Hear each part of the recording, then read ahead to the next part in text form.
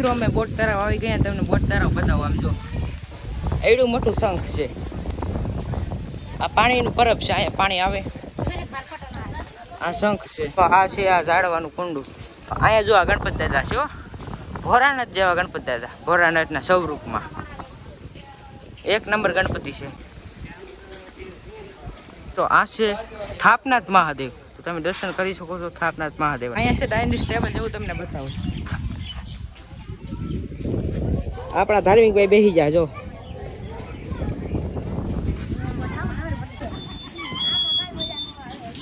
તળાવનો એક નંબર નજારો છે, તમને તળાવનો નજારો બતાવું છું.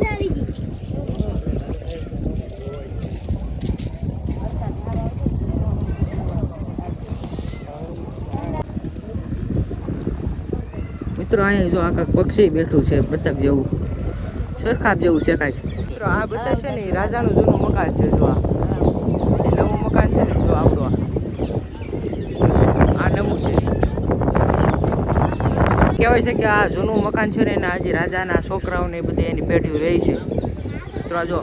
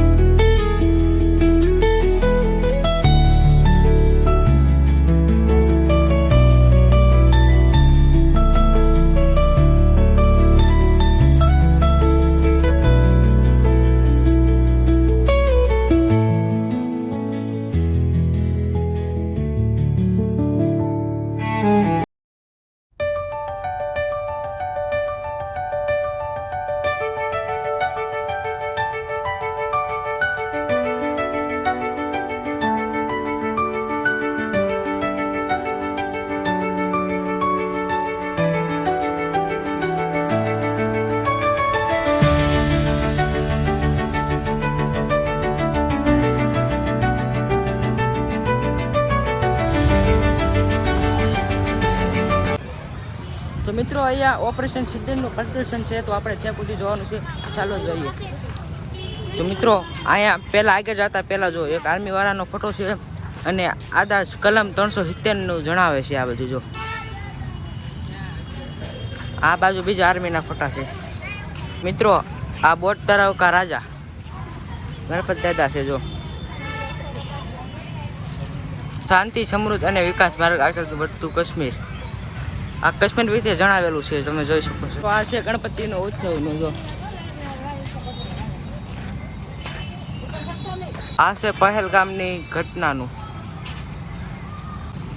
આ બોટ તળાવમાં આવું આ રાતે આવી તો અહીંયા લાઇટિંગ ચાલુ છે.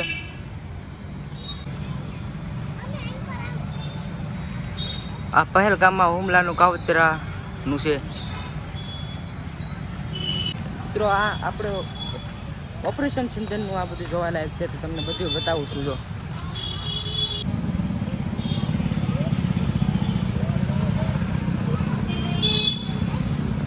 આ છે પ્રતિશોધ આગ વિશેનું છે. આ બધી મીટિંગ ને ભારત પાકિસ્તાન યુદ્ધ ચાલતું એનું આ બધું છે, તમને તે બધું બતાવવાનું છે. જો આ ભારતીય સેનાનું પ્રહાર.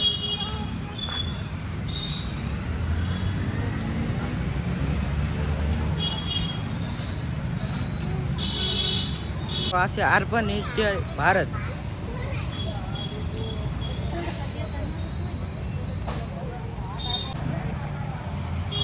આ હતા ઓપરેશન સિંદૂર આખું બનાવેલું. તમને જોયું કેવું લાગ્યું? મજા આવી?